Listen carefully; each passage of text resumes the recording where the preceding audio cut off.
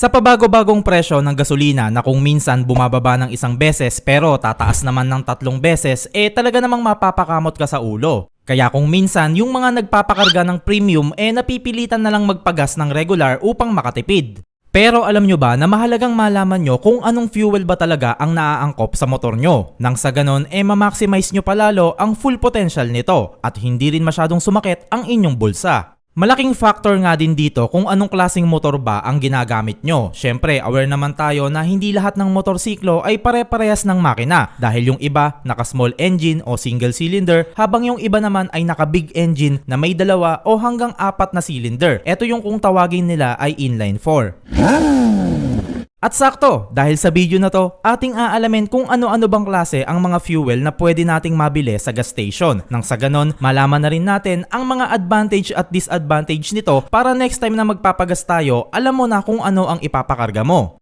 Kung pupunta kayo sa pinakamalapit na gas station dyan sa may inyo, kalimitan may makikita kang 3 fuel pump dito na may nakalagay na diesel, regular unleaded at premium unleaded. Pero kadalasan yung iba 4 pa nga dahil meron pang racing katulad na lang sa Shell. Since lahat naman ng makina ng motor ay gasoline engine, hindi na natin pag-uusapan ang diesel. Kaya dito na lang tayo magpo-focus sa iba't ibang klase ng unleaded gas. First, alamin muna natin ang pinagkaiba ng regular at premium. Meron silang 3 difference. Yun ay ang octane rating, kulay at presyo.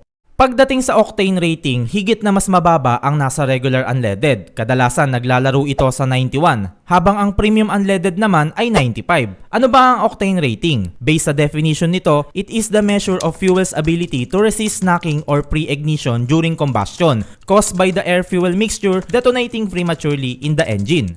Meaning, ang knocking or pre-ignition ay sanhi ng pagkalos ng power sa ating mga makina during combustion cycle. Dahil dito, nagkakaroon na agad ito ng detonation during compression stroke pa lang. Kumbaga, bago pa masilaban ng spark plug yung pinagsamang air at fuel papunta sa top dead center, nag-i-ignite na agad ito. Kaya pagdating sa combustion stroke, mas mahina na yung tulak ng piston pababa sa bottom dead center kasi hindi na kumpleto yung air fuel na nasunog ng spark plug. Pag mainit na ang engine ng ating mga motor, mas nag-i-increase ang friction nito dahil kumikis-kis nga yung piston ring niya sa gilid ng bore. Kaya bago pa makumpleto ng piston ang compression stroke, may nasusunog na agad na air fuel dito. Kaya kung mapapansin nyo, pag sobrang tagal nyo nang gamit ang inyong mga motor, medyo humihina na nga ang hatak nito dahil sobrang init na rin ng kanyang makina. Compare sa pagbagong start pa lang ng makina nito, mas ramdam mo talaga yung arangkada ng motor mo. Sa point na to, dyan naman papasok ang octane rating ng ating gas dahil the more na mas mataas ang rating ng octane nito, mas nare-resist o napipigilan nito ang pagkakaroon ng knocking or pre-ignition sa loob ng engine. Guys, huwag kayong malilito dahil yung nakikita nyong regular, premium at racing sa mga gas station pare-parehas naman yung unleaded gas. Kaya lang nag-iiba ang tawag dyan syempre para ma-identify kung ano ba yung may pinakamababa at mataas na octane. Kadalasan malimit ko nga rin marinig sa iba na mas maganda daw gamitin ang racing na gas dahil nakakadagdag din daw ito sa power ng ating makina. Pero guys, hindi totoo yan dahil pag kinargahan mo ng high octane fuel ang motor mo, nag-ooperate lamang ang engine nito at its best performance. Kumbaga, ganito naman talaga kalakas yung engine output niya. Pero since kinargahan mo ito ng regular na gas, bumababa tuloy ang kanyang engine performance. Kaya kapag yung motor mo ay kinargahan mo ng regular na gas kahit naka-indicate sa manual nito na kailangan premium ang ilagay mo dito, asahan mo na agad na hindi nito mapoprovide ang kanyang peak performance.